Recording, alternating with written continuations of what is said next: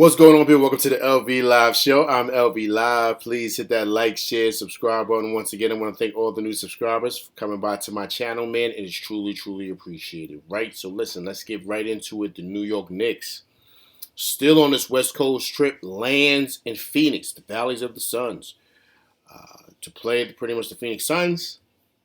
The Knicks fall today to the Phoenix Suns, 116-95. See, guys, this is what happens, right? When you get into the upper echelon of the league. Right now you're getting into the playoff teams that are solid. They pretty much have a core. They have an identity. They know how to win.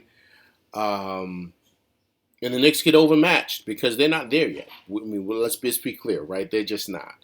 I think we have a solid team, but we're not a playoff caliber team. We're just not. We don't have the pieces. We don't have the stars. We don't have guys that can knock down shots when need be. The Suns have that in Devin Booker. I mean, he's the goods, as we say in New York City, right? He's everything. He can shoot that pill. He can hit that 15-footer, and he's deadly from outside, right? So that's basically what it was. You know, the Knicks looked solid in the first half. But then, I don't know if it was first half or second half. I'm trying to figure out. But there was that point when it was like 64-60. And then they just started giving the three-pointers, man. And that's been the issue with the Knicks, just giving up so many three-point shots. And then the other dynamic I'm seeing, too, I don't know what's happened, but maybe because they took Fourier out the lineup, but we can't knock down three-pointers. We just can't. I think we were 7. What did we go for 3 today? I think we were 7 for 25 from 3, right? And the Phoenix Suns was 17 for 39 for 3. You're not going to win any games in the NBA like that. You're just not. We just not. We can't knock down jumpers. We can't knock down threes, and that's it. I mean, the way the game is changing, I'm gonna call it the Steph Curry effect. Everybody can knock down threes, from the centers, of course, the point guards. Like, everybody can knock them down. So you got to be able to knock those down, man. If you want to be able to compete in this league, you can't go for 7 for 25. That just can't happen. It just can't. So that's really what's hurting us. But then also too, we're giving up a very high percentage and three-pointers to to the teams that we play. I mean, everyone's just shooting very, very high percentage from 3 when they play us, it feels like, right? So to me, that's the ball game right there, right? But then also, too, another dynamic is Jalen Brunson played great. He was solid. Randall did another Randall disappearing act, right? This is why we have issues with him, right? He's like a roller coaster. He plays great a couple of games, and then he does a disappearing act. I don't know. This guy that was guarding him, let me get his name. Just make sure I have it right. Excuse me. I think his name was Craig. I think it was Craig. T. Craig. I'm not sure who he was. But he was giving Randall the business. It was like, Randall, man, you should be using this guy. Using him. Randall does a disappearing act, so I don't, that's, I don't know with him, right? But we know this, right? With him, he goes through these mood swings or whatever's going on with him. But fine.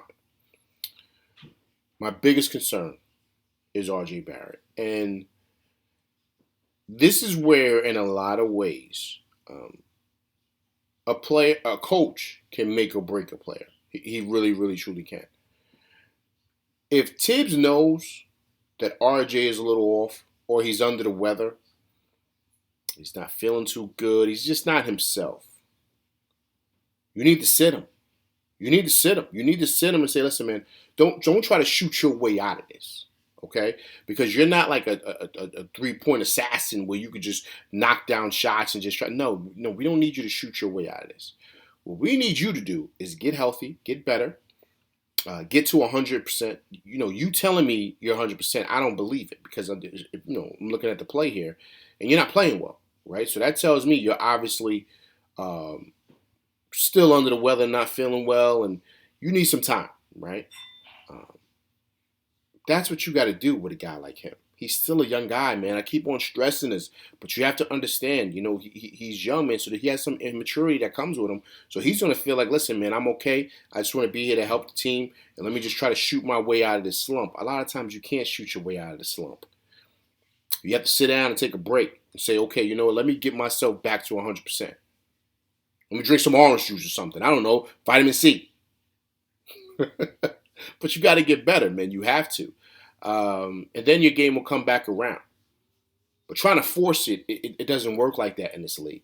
Because there's a lot of good players in this league, and they're going to notice that you're a step off your game.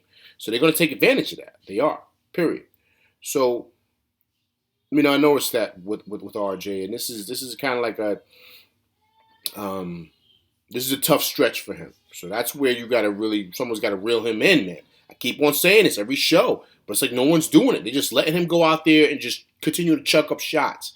He's not going to get better like that. He's just not. So Grimes came in. Grimes played well today. It's good to kind of get him back in the mix. Hopefully Cam Reddish is okay with that groin injury, but I would still start Cam Reddish. Cam Reddish has something that Grimes just doesn't have. Grimes doesn't have the length. I love what Grimes presents, but he just doesn't have just that God-given thing, man, which is height, length, athleticism. And to me, the way Cam Reddish is playing, him and Grimes are pretty much like the same player to me. That's my opinion. I just think that.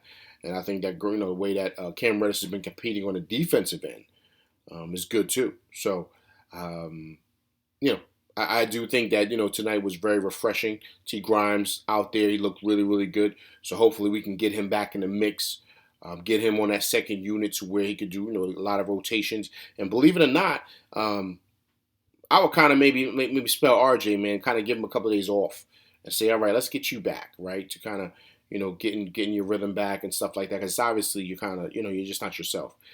I would do that. Put Grimes in the starting lineup, him and Cam Reddish. If Cam Reddish does come back soon, and kind of get that flowing to where hopefully, RJ can get back on track. Right? But all in all, man, this is a tough loss, but I'm not surprised, man. This is what happens. Even though CP3's not there, I forget the other player that wasn't there. Was it Jay Crowder? I'm not sure. But they still have a solid lineup, man. They're a playoff team. They're legit, man. The Suns are legit. They're no joke. They were in the finals a couple years ago, so they are, playoff built and playoff ready to go right now. And then we're having a star like Devin Booker there. They're tough. They're tough to stop. They are. But hey, pretty much coming up to the end of our road trip, right? Tomorrow night, I forget who do we have. Just making sure. Oh, you got OKC, team we just had with SGA and those guys. So and Giddy out there. So yeah, they're gonna be tough. They're gonna be tough, especially what they did to us in the Garden the other day. They're gonna be tough. So hopefully we can end off this road trip, go 3-2 in these 5 games. And, get ready to come back home and, get balling. All right. So hopefully we can do that. All right. But I'm LV Live. That's my show. Please hit that like, share, subscribe button. Hit that like button. Hit that like button, people. All right. Also, too, please leave comments so we can go back and forth and debate. All right. I'm LV Live, and that's my show, and I'm out. Peace.